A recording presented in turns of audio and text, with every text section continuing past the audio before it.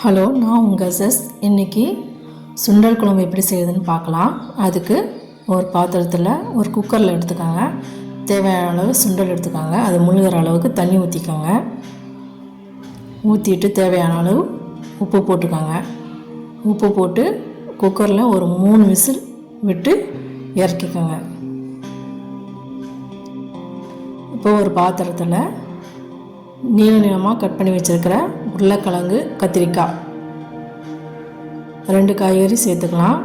உங்களுக்கு வேறு வாழைக்காய் அந்த மாதிரி காய்கறிகளும் சேர்த்துக்கலாம். நான் இன்றைக்கி 2 காய்கறி மட்டும்தான் சேர்த்துருக்கேன். உருளைக்கிழங்கும் கத்திரிக்காயும். அப்புறம் 1/2 ஸ்பூன் மஞ்சத்தூள் சேர்த்துக்காங்க. அப்புறம் குழம்பு மிளகாத்தூள் 3 ஸ்பூன் சேர்த்துருக்கேன். நான் இது வீட்டில் அரைச்சது. உங்களுக்கு காரத்துக்கு எந்த அளவுக்கு தேவையோ அது சேர்த்துக்காங்க.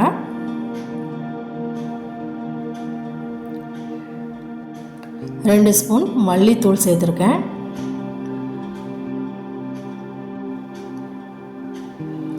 தேவையான அளவு தண்ணி அதில் சேர்த்துக்கலாம். ரொம்ப சேர்த்துடக்கூடாது. அது காய் வேகிற அளவுக்கு சேர்த்தா போதும். தேவையான அளவு இந்த காய்கறிக்கு தேவையான அளவு உப்பு சேர்த்துக்கலாம். சேர்த்துட்டு ஒரு தடவை நல்லா கலந்து விட்டுக்கோங்க.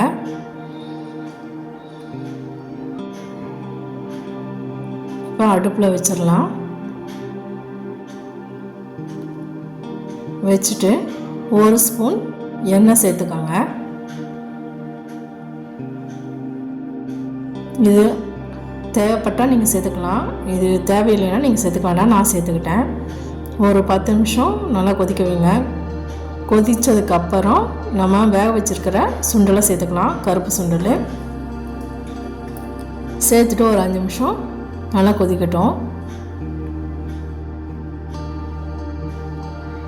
நல்லா கலந்து விட்டுட்டு ஒரு 5 நிமிஷம் கொதிக்க விடுங்க. நல்லா கொதிச்சதுக்கப்புறம் 3 தக்காளி வெட்டி வச்சுருக்கேன். அதையும் சேர்த்துக்கலாம். நம்ம ஏன் இந்த நேரத்தில் தக்காளி சேர்க்குறோன்னா, ஃபஸ்ட்டே சேர்த்துட்டோம்னா அந்த உருளைக்கிழங்கு வேகிறதுக்கு கொஞ்சம் லேட் ஆகும். அதனால தான் கொஞ்சம் வெந்ததுக்கப்புறம் நம்ம தக்காளி சேர்த்துட்டோம்னா குழம்பு சீக்கிரமாக செஞ்சு முடிச்சிடலாம். ஒரு கொதி வந்ததுக்கப்புறம் ஒரு எலுமிச்சம்பழம் அளவு புளி கரைச்சி வச்சுருக்கேன். அதையும் சேர்த்துக்கிறேன். சேர்த்துட்டு ஒரு தடவை நல்லா கலந்து விடுங்க.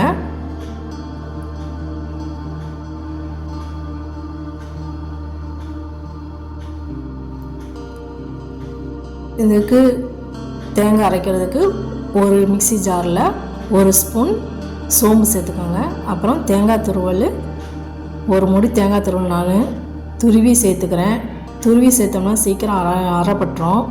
அதனால் நான் துருவிக்கிறேன். நீங்கள் அப்படியே கட் பண்ணி கூட நீங்கள் சேர்த்துக்கலாம். அப்புறம் பச்சை சின்ன வெங்காயம் ஒரு 10-15 பச்சை சின்ன வெங்காயம் சேர்த்துருக்கேன். சேர்த்து அரைச்சாச்சு. இப்போ நல்லா கொதிச்சிருச்சு குழம்பு. இதில் சேர்த்துக்கலாம். அரைச்சி வச்சுருக்க விழுது சேர்த்துக்கலாம். சேர்த்துட்டு ஒரு தடவை நல்லா கலந்து விடுங்க.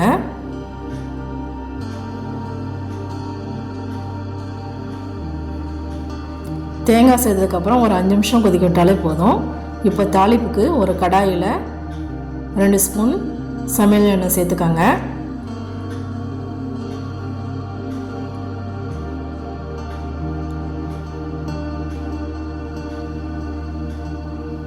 ஒரு ஸ்பூன் கடுகு சேர்த்துக்கோங்க.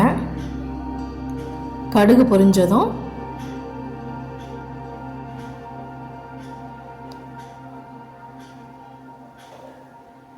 8 பல் பூண்டு சேர்த்துக்கலாம். பூண்டு கொஞ்சம் பொன்னிறமாக வதங்கணும். அது வரைக்கும் வதக்கி விடுங்க. வதங்கினதுக்கப்புறம் இந்த அளவுக்கு வதங்கினதுக்கப்புறம் நம்ம பொடியாக வெட்டி வச்சுருக்கிற வெங்காயம் சேர்த்துக்கலாம்.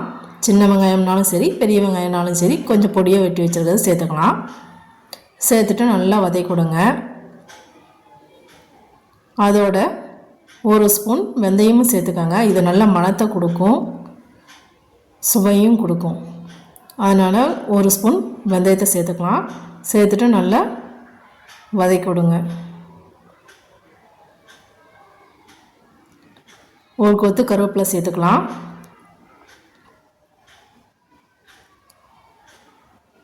நல்லா வதங்கினதுக்கப்புறம் இந்த கலவையை குழம்புல ஊற்றி